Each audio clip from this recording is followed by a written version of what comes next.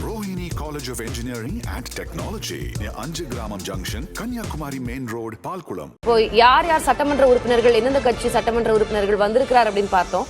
யாரெல்லாம் இன்றைக்கு வர இயலாத சூழல், யார் வரவில்லை?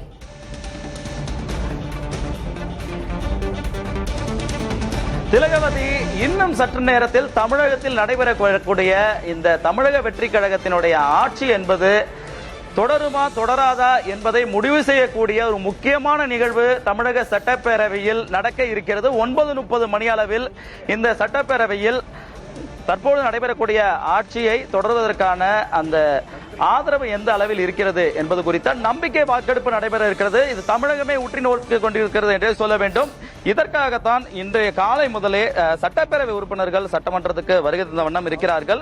இன்னும் சில நிமிடங்களில் இந்த சட்டப்பேரவை என்பது நம்பிக்கை வாக்கெடுப்புக்கு செல்ல இருக்கிறது. குறிப்பாக நான் பார்த்தோம் என்றால் பிரேமலதா விஜயகாந்த், எதிர்க்கட்சித் தலைவர் உதயநிதி ஸ்டாலின் உட்பட அதே முன்னாள் முதலமைச்சர் ஓ பன்னீர்செல்வம், அதே போன்று முன்னாள் முதலமைச்சர் எடப்பாடி பழனிசாமி உள்ளிட்ட அவர்கள் எல்லாம் வந்திருக்கிறார்கள். அதில் எடப்பாடி பழனிசாமி தலைமையில் அதிமுக என்பது ஒரு குழுவாகவும், அதே போன்று சி.வி. சண்முகம் தலைமையில் மற்றொரு குழுவாகவும் வந்திருக்கிறார்கள்.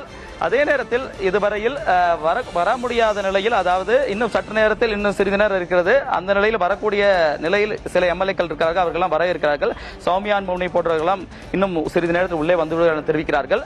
ஆகவே 9:30 மணிக்கு தமிழகத்தில் தற்போது நடக்கக்கூடிய இந்த ஆட்சியை தக்க வைப்பதற்கு தமிழக வெற்றி கழகம் முயற்சியை மேற்கொண்டிருக்கிறது. அதற்கு ஆதரவாக கம்யூனிஸ்ட் கட்சிகள், இந்திய கம்யூனிஸ்ட் 2 எம்எல்ஏக்களும், அதே போன்று மார்க்சிஸ்ட் கம்யூனிஸ்டினுடைய 2 எம்எல்ஏக்களும் கூட ஆதரவு தெரிவிப்பார்கள். அதே போன்று விடுதலை சிறுத்தை கட்சியினுடைய 2 எம்எல்ஏக்களும், மேலும் ஐயுஎம்எல்ஏடைய 2 எம்எல்ஏக்களும் அவர்களுக்கு தேவையான அந்த பெரும்பான்மை வந்துவிடும் என தெரிவிக்கிறார்கள்.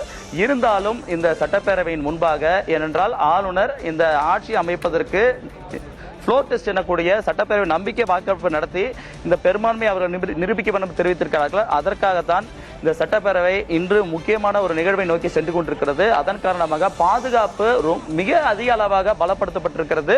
காவல்துறை அதிகாரிகள் தலைமையில் சுமார் 1000க்கும் மேற்பட்ட போலீசார் சட்டப்பேரவை வளாகம் அமைந்திருக்கக்கூடிய தலைமைச் செயலகம். சுரேஷ், இன்னும் சரியாக ஓரிரு நிமிடங்களில் சட்டப்பேரவை நிகழ்வுகள் தொடங்க இருக்கின்றன. உங்களுடைய தற்போதைய விவரங்களுக்கு நன்றி.